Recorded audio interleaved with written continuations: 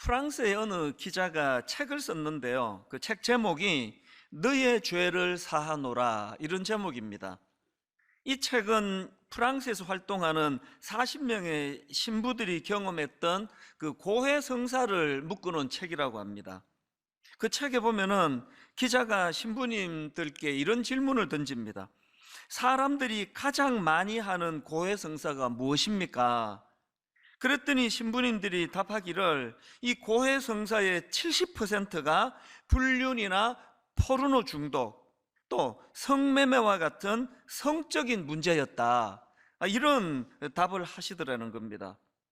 그러면서 이제 그 어느 신부님이 경험한 사례 하나를 거기다가 드는데요.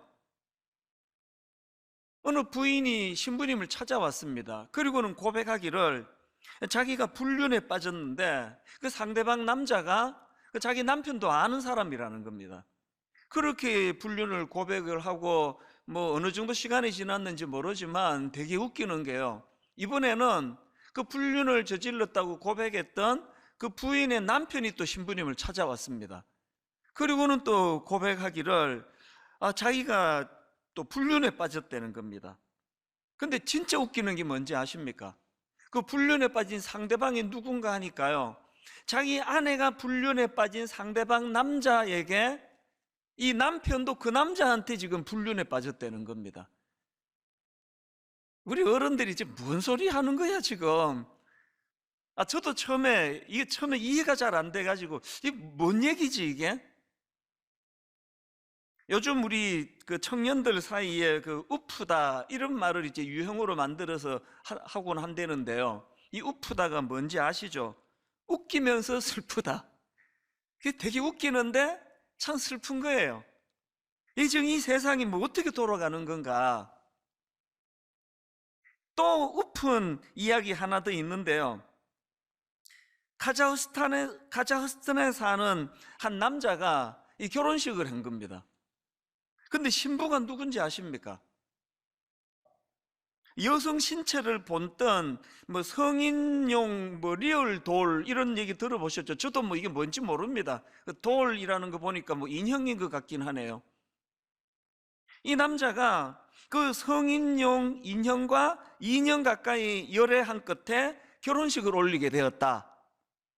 여러분, 이게 장난으로 한 게 아닌 게요, 모든 결혼 순서 하나하나가 굉장히 진지하고 엄숙하게 진행이 됐다 그러고요, 또 그것을 전하는 기사를 한번 읽어 드릴게요. 들어보십시오. 결혼식에 모인 하객들은 행복한 커플의 아름다운 출발을 아낌없는 박수로 축복하고, 신랑은 그 성인 용품과 함께 커플 댄스를 추기도 했다. 무엇 하나 다를 게 없는 평범한 결혼식의 모습이다. 그리고 그 남자가 그 언론에 인터뷰한 걸 거기다 내놨는데 이렇게 말했습니다. 우리의 이야기는 섹스 그 자체보다도 훨씬 더 나를 흥분시킨다. 뭐 모든 기준이 이 성적으로 흥분시켜주는 그 대상이 뭐 인간이든 뭐 그게 뭐 동성이든 그게 이성이든 그게 뭐 성인용 인형이든 그 중요하지 않다는 거 아닙니까? 제가 그 내용을 쭉 보면서 뭐 이건 우프다고 하기보다는 역겨운 것 같잖아요.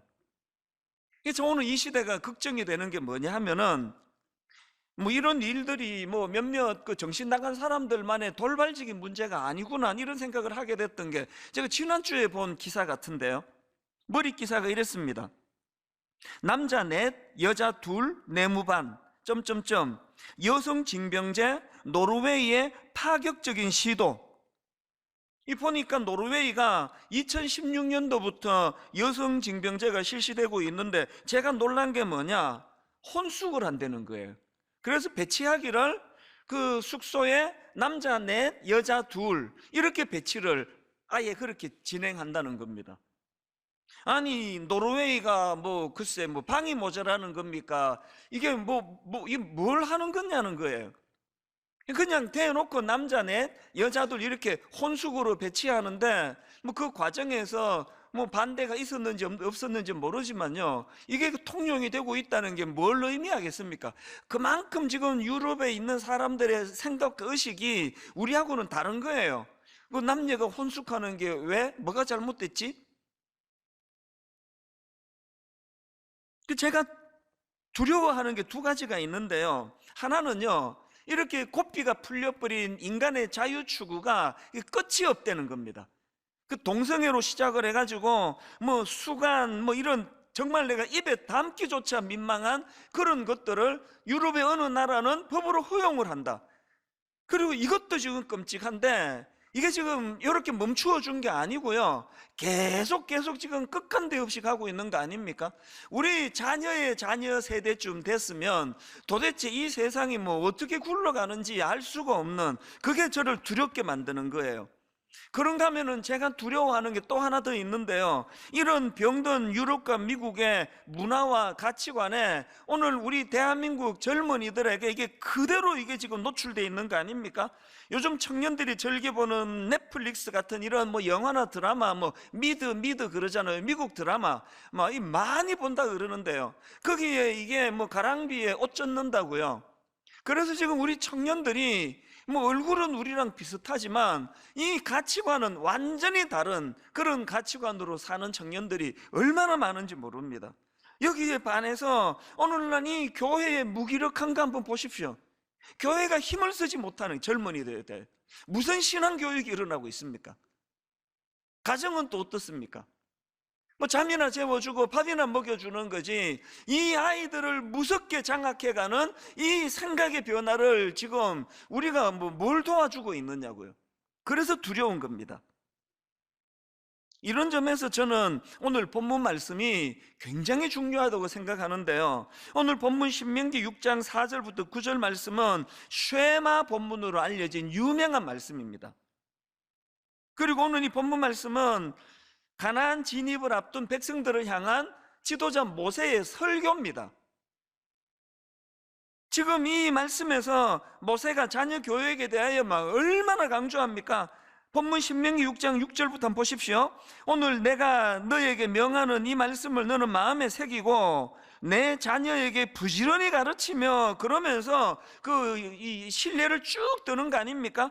내 자녀에게 부지런히 가르치며 집에 앉았을 때에든지 길을 갈 때에든지 누워있을 때에든지 일어날 때에든지 이 말씀을 강론할 것이며, 너는 또 그것을 내 손목에 메어 기호를 삼으며 내 미간에 붙여 표로 삼고 또 내 집 문설주와 바깥문에 기록할지니라. 막 너무나 절실한 마음으로 호소하는 거 아닙니까? 막 때를 얻든지 못 듣는지, 기회가 있다 없다 이런 소리 하지 말고 막 틈나는 대로 자녀들에게 가르쳐야 된다는 겁니다. 모세가 이런 애타는 심정으로 호소하는 데는요, 이유가 있습니다. 여러분이 다 아시지만 그 구약의 신명기서는 지도자 모세의 설교 3편으로 이루어져 있거든요. 오늘 본문 6장은 그 3편의 설교 중에 두 번째 설교에 해당되는 말씀입니다. 이 두 번째 설교에서 모세는 지금 이스라엘 백성들이 이제 가나안에 진입하게 되면은 거기에 타락한 가나안 원주민 문화에 너희 세대들이, 너희 자녀 세대들이 노출이 될 텐데, 중심을 갖고 자녀 교육이 이루어지지 않으면 끔찍한 일들이 일어날 걸 두려워하고 있는 거 아닙니까? 지금 이 모세의 설교를 듣고 있는 대상은 출애굽 2세대들이에요. 제가 예전에 한번 출애굽 세대가 1세대, 2세대, 3세대로 나누어진다고 설교했던 기억이 있는데요, 출애굽 1세대는 애굽에서 태어난 사람이에요. 종살이도 해보고, 그리고는 이제 10가지 재앙을 거치고 홍해를 하나님이 어떤 은혜로 건너게 해주셨던가, 이런 걸 경험한 세대가 출애굽 1세대입니다. 그런가 하면 출애굽 2세대는 광야 세대라고 부르기도 하는데요, 광야에서 태어난 사람들이에요. 그래서 출애굽 2세대는 광야에서 태어나서 가나안으로 들어가서 정복 전쟁을 치루었던 세대들. 그러니까 지금 이 모세의 설교를 듣고 있는 출애굽 2세대는 자기 부모들이 경험했던 애굽의 10가지 재앙, 그걸 하나님 어떻게 인도해 주셨고, 그리고 또 홍해를 하나님이 어떤 능력으로 갈라주셨는가, 이거 경험을 못한 세대예요. 그 대신에 1세대 부모로부터 계속 전해 듣는 거 아닙니까? 너 홍해를 건널 때 그 하나님 은혜가 얼마나 놀라웠는지 아느냐? 그 못된 바로왕의 그 강팍한 심령을 하나님께서 10가지 재앙을 통하여 돌파하던 그 능력을 니들은 경험 못했지 않느냐?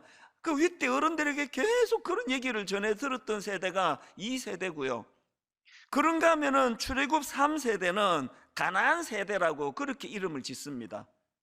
그들은 이제 가나안에 정착해서 안정을 추구하던 세대들이다, 이렇게 설명할 수가 있는데, 이게 우리에게 너무 흥미로운 게 오늘날 우리 대한민국 그리스도인들에게 딱 들어맞는 이야기예요. 저는 이 세대,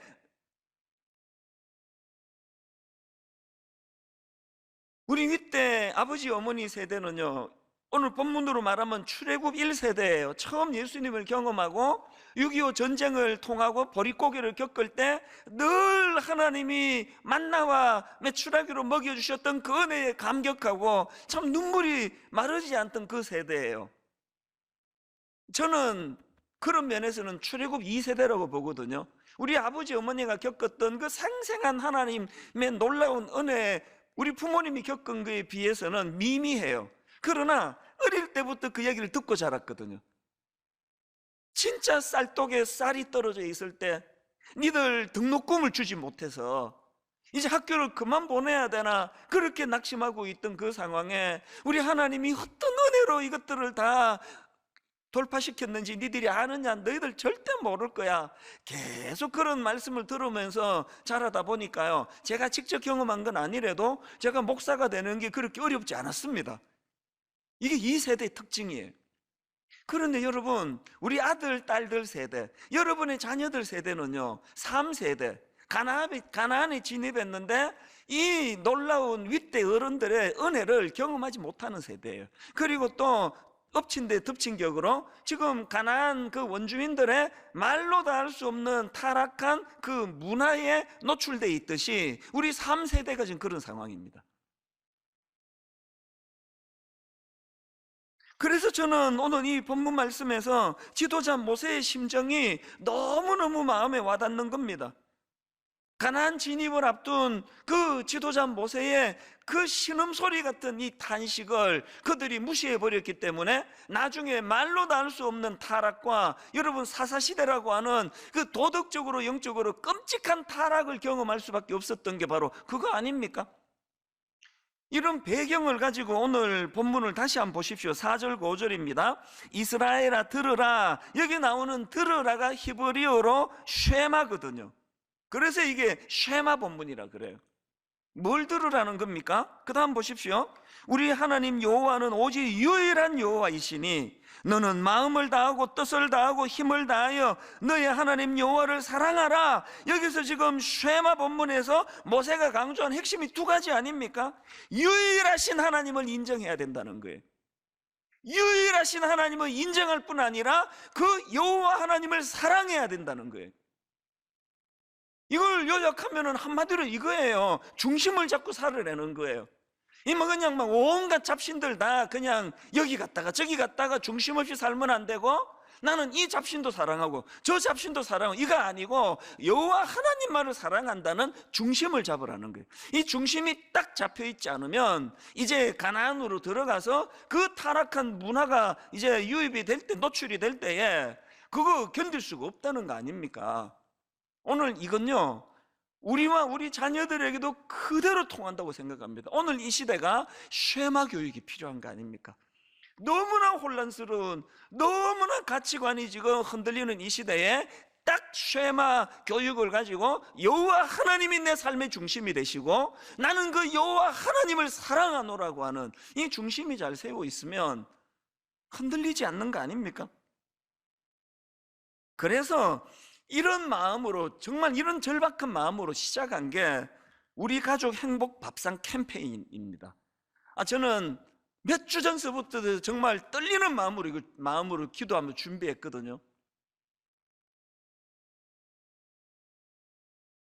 일주일에 한 번이라도, 매주일 저녁이라도 우리 온 식구들이 같이 식사를 하고 같이 대화를 나누고 이런 시간을 좀 가지면 좋겠다. 요즘에는 뭐 거의 다 우리 가족이 이렇게 얘기하는데요. 제가 어릴 때는 그렇게 말하는 것보다 식구라고 말하는 사람이 더 많았습니다. 식구가 넷인데요, 식구가 일곱인데요, 식구라 그랬어요. 그 제가 최근에 어느 글을 보니까요, 이 가족은 일본식 한자고요, 이 가족의 순 우리말이 식구라는 겁니다. 식구는 뭘 강조하는 겁니까? 글자 그대로 먹을 식, 입구, 한마디로 밥 같이 먹는 사람들이 그게 가족이라는 겁니다. 근데 오늘 여러분, 이걸 잃어버리고 있는 게 우리 현대인들 아닙니까? 일주일에 한 번이라도 이것 좀 회복하자는 거예요. 그래서 저는 오늘 본문 말씀을 중심으로 해서 정말 이 식탁이 회복되기를 원하는데, 그저 뭐 밥같이 먹자는 그게 포인트가 아니고요, 정말 우리가 이 회복된 식탁 회복에서 한 몇 가지 목표를 좀 가지고 있으면 좋겠다. 한 세 가지로 제가 정리를 했는데요. 자, 오늘 본문을 중심으로 우리가 가져야 될 첫 번째 목표가 뭐냐? 신앙적인 대화를 회복하자는 겁니다. 7절, 내 자녀에게 부지런히 가르치며 집에 앉았을 때든지 길을 갈 때든지 누워 있을 때든지 일어날 때든지 이 말씀을 강론할 것이며, 여기 나와 있는 강론할 것이며를 영어 NIV 성경으로 보니까 talk about them 이렇게 돼 있더라고요. 저는 이게 마음에 참 와닿았습니다. 하나님의 교육 방식이 바로 이런 대화 아닙니까? 오늘 본문 4절에서도 이스라엘아 들으라, 그리고 그 타락한 백성들을 향하여 나하고 좀 변론 좀 하자, 변론하자. 이게 다 대화 아닙니까? 최근에 제가 그 인터넷으로 어느 강의를 듣다가 보니까 그 강사님이 여자분이에요. 그 이분이 이제 하는 말이, 자기가 결혼을 하고 보니까 그 남편이 책을 안 읽더라는 거예요. 책을 안 읽어도 막 너무 안 읽더래요. 그래서 이거 되게 독특하다. 아니 어떻게 책을 이렇게 안 읽지? 그랬는데요, 그게 뭐 결혼 전이라든가 결혼 후라든가 시댁을 가서 보고 이분이 깜짝 놀랐다는 겁니다. 시댁에 갔더니요, 막 대화가 막 너무 활발하더래요. 뭐 누가 뭐 말이 되는 소리라도 안 되는 소리라도 그 자르고 면박 주고 하지 않고 막 다 수용하고 대화하고 그러는데, 아마도 이 강사님의 친정은 좀 그런 분위기가 아니었나 봐요. 대화도 없고 막 좀 막 면박도 주고 뭐 그랬는지, 그래서 이분이 이제 너무 놀란 게 시댁을 보고, 그러면서 그 강의에서 이분이 그 남편에 관하여, 책 읽는 남편에 관하여 어떤 결론을 내렸는지 아십니까? 그 시댁의 활발한 대화를 보고 이렇게 결론 내렸대요. 우리 남편 책 안 읽어도 된다. 대화가 이 정도 활발하고 그 대화 가운데 여러 가지 그런 지혜와 지식이 오갈 수 있다면 뭐 따로 책 읽을 필요가 있나? 여러분, 이 여자분의 생각이 옳은 게요, 제가 이번 설교를 준비하면서 밥상머리의 작은 기적이라는 책을 구해서 읽었는데요, 그 책에 보니까 하버드 대학교의 캐서린 교수가 이런 말을 하는 걸 기록했더라고요. 가족 식사를 자주 하고 식탁에서 활발한 의견이 오가는 가정의 아이는 책을 읽어주는 부모의 아이보다 훨씬 많은 의휘력을 갖고 있더라. 책을 왜 읽는데요? 의휘력을 더 넓히고 어린아이들의 사고를 돕도록 책 읽어라 그러는데, 밥상머리에서 식탁에서 활발하게 부모와 아이들이 대화가 잘 되는 그런 아이들은 의휘력이 굉장히 풍성해진다는 겁니다. 그리고 말을 많이 거는 자녀들에게 말이에요, 말을 많이 거는 부모를 만난 자녀들이 그렇지 않은 자녀들보다 언어 능력이 우수하다는 겁니다. 이 어휘력과 학업 성적이 밀접한 관계를 갖고 있는 거 아닙니까? 그런데 우리 한국 교육의 모순이 뭐예요? 애들 성적 올리려고 학원 보내고 학원 보내느라고 밥상머리 교육이 일어나지 않으니까 이게 지금 뭐 어떻게 되는 건지 모르겠습니다. 초록 우산 어린이재단에서 그 몇 년 전에 설문조사를 했는데 그 결과를 보니까요, 가족과 함께 보내는 하루 평균 시간이 딱 13분이래요. 이게 지금 하수가고 있습니까? 이걸 가족이라 할 수 있습니까?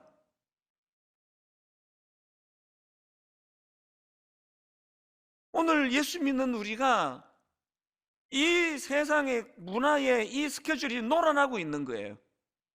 자녀와는 전혀 소통이 되질 않고 대화할 거리도 없고 그저 뭐 잠이나 재워주고 뭐 용돈이나 주고 그거 말고는 하지 못하는 이 사이에 오늘 여러분 무슨 미국 드라마느니 뭐 넷플릭스니 이런 걸 통해 가지고 우리 아이들의 가치관을 저런 무슨 유럽에 있는 상상할 수 없는 미국에서 흘러오는 그런 아주 역겨운 문화에 우리 아이들이 노출이 돼 있다고 하는데 이거 방치하시겠습니까? 그래서 일주일에 한 번이라도 우리가 함께 저녁 식탁을 같이 하면서 좀 하나님 이야기도 하고, 그 너희 할아버지 할머니가 어떤 은혜를 받아 우리 가정이 여기까지 온지 아느냐? 네 아빠가 만난 하나님, 네 엄마가 만난 그 하나님의 그 놀라운 얘기 좀 들어봐라. 이걸 하자는 거예요. 이걸 대화가 오가고 아이들에게 질문이 오가고 그러면서 이 밥상머리에 신앙교육, 이 대화가 좀 이루어지도록 하자. 이게 첫 번째 목표예요. 두 번째 목표가 뭐냐? 식탁 교제를 통해서 주님 안에서의 즐거움을 회복하자는 겁니다. 이 가정은요, 홈 스윗 홈 아닙니까? 오늘 본문 7절입니다. 내 자녀에게 부지런히 가르치며, 이것도 제가 보니까 히브리어로 이 샤난이라는 단어인데요, 이건 갈다, 연마하다, 날카롭게 하다, 그런 뜻을 가지고 있거든요. 이것도 제가 영어 NIV 성경으로 보니까 이렇게 돼 있더라고요. Impress them on your children. 그러니까 내 자녀에게 부지런히 가르치고를 이렇게 돼 있는 거를 보니까 이게 Impress them on your children이 이 자녀들을 감동시키라 이렇게 번역할 수 있는 거 아닙니까? 물론 여기 나오는 impress라는 단어가 전체적인 맥락으로는 그 각인시키라는 뜻으로 이제 쓰여졌겠지만, 그러나 제가 이거를 보면서 자녀들을 감동시키라고 그렇게 번역할 수 있는 그 NIV 성경을 보면서 마음에 무슨 깨달음이 있느냐? 여러분, 아이들에게 신앙을 각인시킨다고 뭐 주입식 교육으로 되던가요? 무조건 믿으라고 해서 믿어지던가요? 감동이에요, 감동. 그래서 제가 청소년사에 갈 때 책 제목을 잘 써가지고 책을 좀 많이 판 책이 있는데요, 제 제목이 이렇게 정했습니다. 교육은 감동이다. 막 사고 싶어지죠, 그죠? 맞습니다. 교육은 감동이에요. 교육은 주입 아닙니다. 여러분, 왜 주일 저녁마다 우리가 함께 식탁을 나누고 자녀들과 함께 그런 시간을 가지자 하느냐 하면, 신앙은 전수인데요, 강제로 주입해서 되는 게 아닙니다. 즐거운 식탁 안에서 이걸 잘 활용하신 분이 우리 예수님 아닙니까? 그 당시 종교 지도자들이 예수님을 비난하면서 했던 말들 기억하시죠? 누가복음 7장 34절입니다. 인자는 와서 먹고 마시매 너희들이 보라, 너희 말이 보라, 먹기를 탐하고 포도주를 즐기는 사람이요 세리와 죄인의 친구로다. 그 타락한 종교 지도자들이 지금 예수님을 먹기를 탐하는 자라고 비난하고 있지만요, 여러분 한번 보자고요, 결과를. 여러분, 그 악한 세리와 죄인을 누가 변화시켰습니까? 그 당시 종교 지도자들입니까? 그들이 비난하던 예수님 아닙니까? 어디에서 변화시켰습니까? 그 악한 세리와 죄인들을 초대해서 한 식탁을 나누던 예수님의 밥상에서 그들의 변화가 일어나는 거 아닙니까? 오늘 우리 예수 믿는 부모들이 제가 반성해야 되는 게 이거라는 겁니다. 사실 제가 많은 질문을 하게 되는데, 여러분 한번 질문을 드릴 테니까 답해 보세요. 여러분, 오늘 우리 아빠들은요, 우리 엄마들은 지금 자녀들에게 있어서 이 경직된 종교 지도자의 모습으로 다가가십니까? 밥상을 차려주시는 예수님의 모습으로 다가가십니까? 너 큐티 안 했지? 내 십계명 외울 수 있어? 그 예수 믿는다는 애가 왜 그 모양이야? 이건 종교 지도자의 모습이에요. 그래서 대부분의 애들이요, 예수 잘 믿는 부모를 싫어해요. 우리 집도 마찬가지입니다. 제가 한 번씩 얘들아 모이자 그러면요, 우리 애들 막 그거 엄청 싫어합니다. 모이자 그러면 갑자기 막 경직이 돼가지고요, 중간고사인데요 그래요. 언젠데? 그러니까 4주 뒤인데요 그래. 내가 반성하는 게 그거예요. 내가 우리 아이들에게 종교 지도자의 모습으로 경직되게, 근데 목사애가 그래서 돼? 그러니까 뭐 모이면은 자꾸 또 막 그렇게 갈 것 같으니까 모이는 거 되게 싫어해요. 내가 이제는 내가 좀 바뀌어져 보려고 애를 쓰는데, 애들이 뭐 벌써 딱 각인이 돼가지고, 그래서 제가 그 자기 엄마가 모이자 그러면 좀 좋아해요. 밥도 차려주고 그래서 그런지. 그래서 제가 요새 좀 변하고 싶은데, 애들이 그 선입견으로 저를 대하기 때문에, 그래서 제가 어떨 때 너무 섭섭해가지고요. 아니, 아빠가 이렇게 없는 시간을 내갖고 니들하고 만나고 대화하자는데 어떻게 그렇게 시간을 다 안 내냐, 그 너무 성의 없는 거 아니냐. 그러니까 한 번은 애가 딱 그러더라고요. 아빠도 우리 어릴 때 시간 안 내주셨잖아요. 여기 젊은 엄마 아빠 잘 들으세요. 여러분, 그 애들 어릴 때 잘 안 섬기면요, 커서 반드시 복수합니다. 내가 사실 반성을 많이 해요. 오늘 우리 가정이요, 이 즐거움을 회복해야 돼요. 그래서 오늘 또 이 교회에서 이 주일 저녁마다 이제 바깥집 먹으라 그랬더라 그러면 애들이 날 얼마나 원망하겠습니까? 하여튼 저 목사는 할 일이 없어가지고 그냥 또 쓸데없는 거 만들었다고. 여러분, 저녁마다 우리의 어떤 태도가 좀 바뀌어지면 좋겠어요. 즐거움으로, 기쁨으로, 격려로. 교회도 마찬가지입니다. 사실 저는요, 요즘에 자꾸 이제 글쎄 뭐 나이가 들어가는 그 같기도 하고요, 제 어린 시절에 모교회가 그렇게 그리워요. 참 가난하고 참 뭐 결핍된 게 많았던 그 교회가, 아마 막 교단이 달랐으면 이제 뭐 그거 안 되는데 그 교회 담임 목사로 가고 싶어요. 게다가 어릴 때 그 추억이요, 주일날 그 11시 예배를 마치고 나면 온 성도들이 애고 어른 할머니 할아버지 다 모여가지고 점심 국수를 같이 먹었던 거. 메뉴는요 1년 12달 똑같아요. 잔치국수. 그러면 맛이 뭐 똑같은데요, 그 뭐 잔치국수가 그리운 게 아니라 그렇게 오손도손 예배 마치고 교회에서 우리 모교회 어른들하고 같이 국수 먹으면서 농담도 하고, 그게 너무 그리워요. 이민교회가 되는 이유를 아세요? 이민교회는요, 예배 마치고 온 성도들이 함께 식사를 하거든요. 요새는 그 도너스로 많이 바꾸는 교회도 있다 그러는데요, 여전히 함께 밥을 해서 그 엿새 동안 미국 사람 밑에서 그렇게 살다가 함께 모여서 밥 먹는 게 전도가 너무 쉬운 겁니다.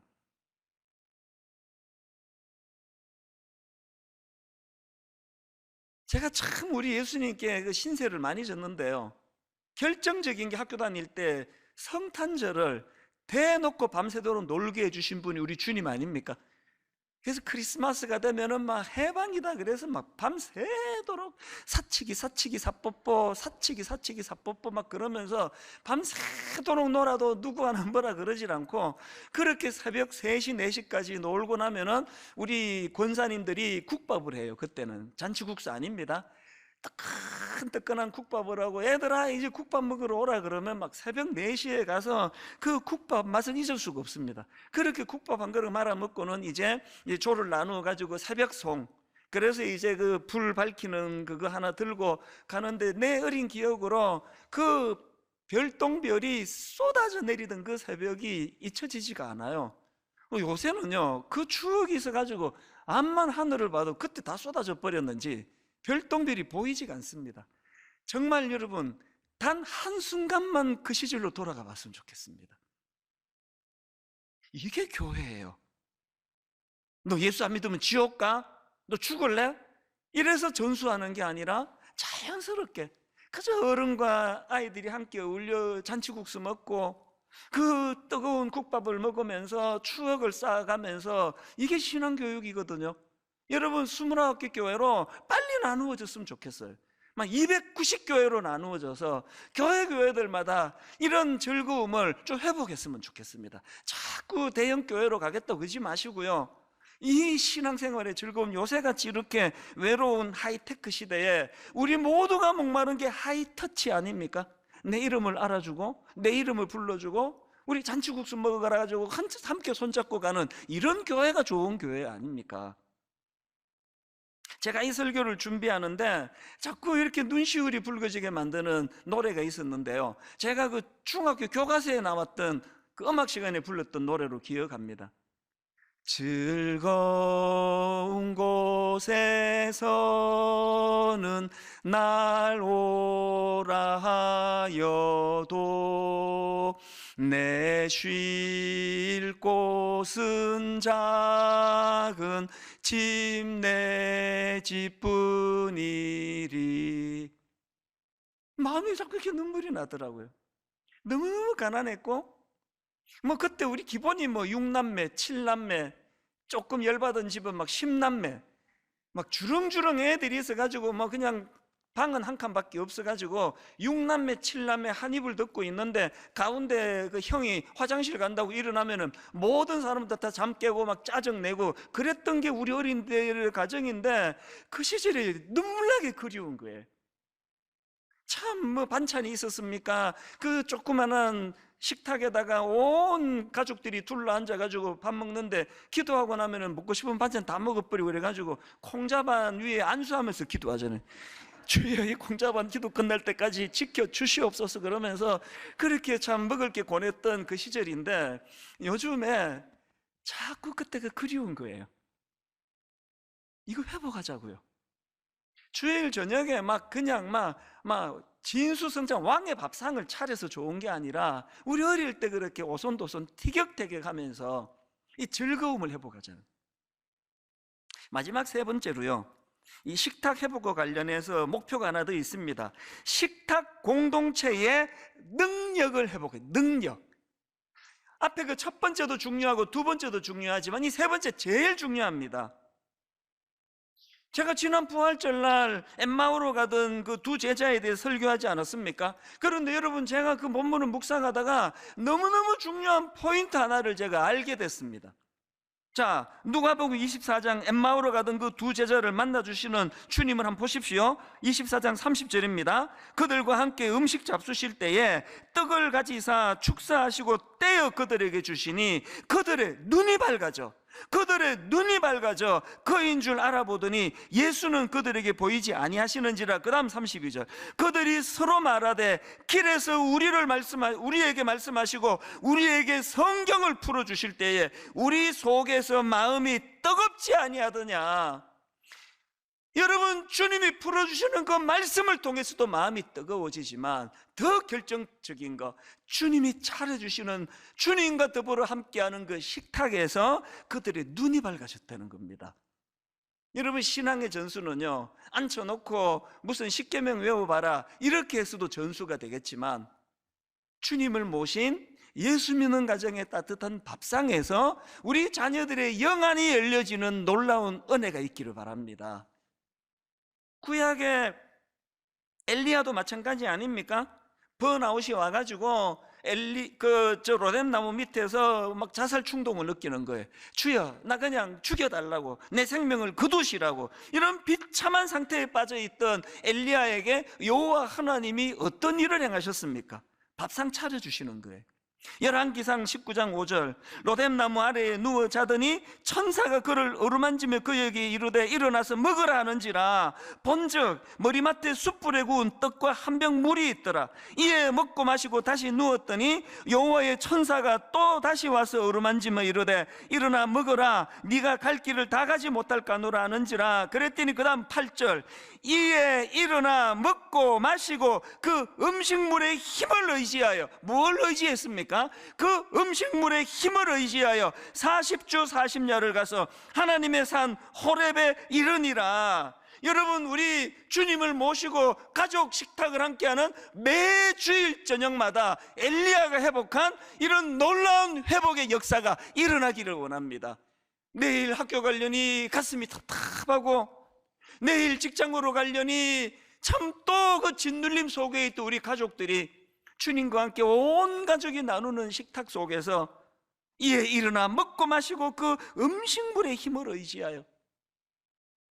저는 시편 23편을 성경 중에 제일 좋아하는 말씀 중에 하나 꼽으라면 저는 시편 23편을 꼽을 것 같아요. 1절에서 여호와는 나의 목자시니 내게 부족함이 없으리로다. 그리고는 부족함이 없었던 이유를 쭉 열거하는데, 그 중에서 저는 이번 주간에 5절이요. 주께서 내 원수의 목전에서 내게 상을 차려주시고 주께서 내 원수의 목전에서 내게 상을 차려주시고 기름을 내 머리에 부으셨으니 내 잔이 넘치나이다. 다윗이 온 원수들에게 둘러싸여 있던 그 시절에, 자기를 죽이려고 달려들던 적들이 많던 그 상황에 상처 주고 조롱하고 비웃는 그 원수들 보는 앞에서 주께서 내게 잔치상을 차려주시고 나를 귀한 손님으로 여겨주시니 내 잔이 넘치나이다. 막 눈물이 날라 그러더라고요. 막 그렇게 자기를 죽이려고 달려드는 악한 것들 앞에서 여호와 하나님께서 잔치상을 차려주시고 융숭한 손님으로 그렇게 대우해 주시는 것을 보며 다윗이 의기양양한 거예요. 니들 봤지? 나 무시하지 마. 나 이런 사람이라고. 사도 바울도 마찬가지 아닙니까? 이 주님의 배려와 사랑을 받고 자라니까, 여러분 고린도후서 4장 8절, 우리가 사방으로 우겨쌈을 당하여도 쌓이지 아니하며 답답한 일을 당하여도 낙심하지 아니하며, 바울이 이런 고백을 할 수 있게 된 거 이 원리 아닙니까? 그래서 저는 정말 여러분 오늘 저녁부터 모든 가족들이 모여 주님 이름으로 모여있는 그 식탁의 자리가 시편 23편의 하나님의 초청의 자리가 되기를 바랍니다. 우리 아이들이 주눅들지 않고 위축당하지 않고 원수들이 아무리 우리를 조롱한다 할지라도 그 원수들의 목전에서 잔치상을 배설해 주시는 그 하나님이 나의 아버지가 되신다고. 결론을 이렇게 맺기를 원합니다. 요한계시록 3장 20절, 볼지어다 내가 문 밖에 서서 두드리노니 누구든지 내 음성을 듣고 문을 열면 내가 그에게로 들어가 그와 더불어 먹고 그는 나와 더불어 먹으리라. 여러분, 비록 엄마가 차려주는 밥상이고 아빠가 차려주는 밥상이라 할지라도 우리 자녀들에게 매 주일 저녁마다 이 요한계시록 3장 20절에 놀라운 능력이 나타나게 되기를 바랍니다. 내가 문 밖에 서서 두드리노니 누구든지 내 음성을 듣고 문을 열면 내가 그에게로 들어가 그와 더불어 먹고 그는 나와 더불어 먹으리라. 이 여호와 하나님 쉐마 교육이 일어난다 할 때에 너무나 상상을 초월하는 가나안 원주민들의 타락하고 음란하고 상상을 초월하는 성적인 유혹에 노출된 우리 자녀다 할지라도 딱 중심이 잡혀 흔들리지 않는 그런 자녀로 세움받게 될 줄로 믿습니다. 오늘 저녁부터 우리 밥상을 통해서, 그 밥상에서 오가는 신앙적인 대화를 통해서 이런 놀라운 치유와 회복과 하나님 주시는 꿈으로 날마다 무장이 되는 그런 은혜가 가정가정마다 일어나게 될 줄로 믿습니다. 일어나게 될 줄로 믿습니다.